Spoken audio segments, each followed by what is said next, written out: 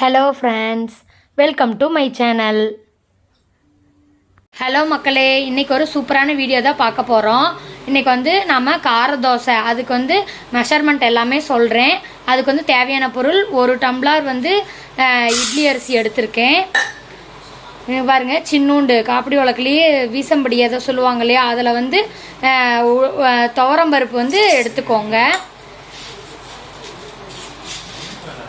இந்த ஸ்பூனில் வந்து ஒரு ஸ்பூன் வந்து உளுத்தம்பருப்பு எடுத்துக்கோங்க. இது எல்லாத்தையும் நல்லா வாஷ் பண்ணிவிட்டு இப்போ நைட்டு ஃபுல்லாக ஊற வச்சுட்டு நம்ம காலையில் அரைக்கலாம். இதுதான் இதுக்கு கூட வந்து நம்ம வரமிளகாவும் மஞ்சத்தூளும் வைக்கணும். அதை அரைக்கும் போது உங்களுக்கு நான் காட்டுறேன்.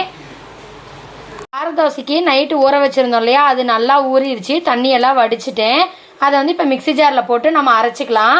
காரத்துக்கு ஏற்ற மாதிரி நான் என்னோடய மிளகா காரமாக இருக்குங்கிறதுனால 3 வரமிளகா எடுத்து வச்சுருக்கேன், மஞ்சத்தூள் எடுத்து வச்சுருக்கேன், மிளகு ஜீரகம் எடுத்து வச்சுருக்கேன். வாங்க இப்போ மிக்சி ஜாரில் அரைச்சிக்கிட்டு உங்களுக்கு நான் காட்டுறேன்.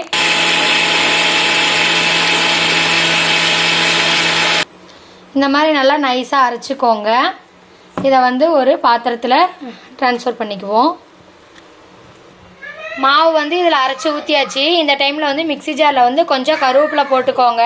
கருவேப்பிலை போட்டுட்டு ஒரு பெரிய வெங்காயம் எடுத்து போட்டுக்கோங்க. சின்ன வெங்காயம் போட்டால் ரொம்ப டேஸ்ட்டாக இருக்கும். நான் இன்றைக்கி ஆனால் என்கிட்ட பெரிய வெங்காயம் தான் இருக்கிறதுனால பெரிய வெங்காயம் போட்டிருக்கேன்.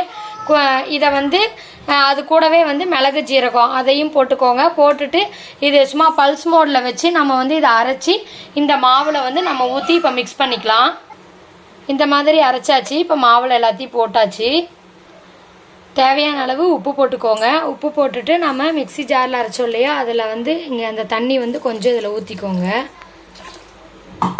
ஊற்றிட்டு நல்லா வந்து மிக்ஸ் பண்ணி விடுங்க.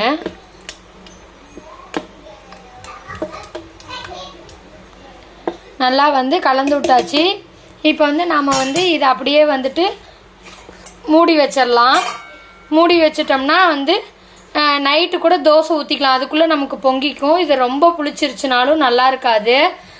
ஆனால் கொஞ்சம் பொங்க வச்சு வந்து ஊற்றினோம்னா தோசை சூப்பராக இருக்கும். இதை அப்படியே வந்து ஊற்ற முடியாது. தோசை நல்லா வந்து கரைச்சி தான் ஊற்ற முடியும். அடை தோசை மாவு ரெடி. தேங்க்ஸ் ஃபார் வாட்சிங். வீடியோ பிடிச்சிருந்தா லைக் பண்ணுங்கள், ஷேர் பண்ணுங்கள், சப்ஸ்கிரைப் பண்ணுங்கள். மறக்காமல் பெல் ஐக்கானை கிளிக் பண்ணிக்கோங்க.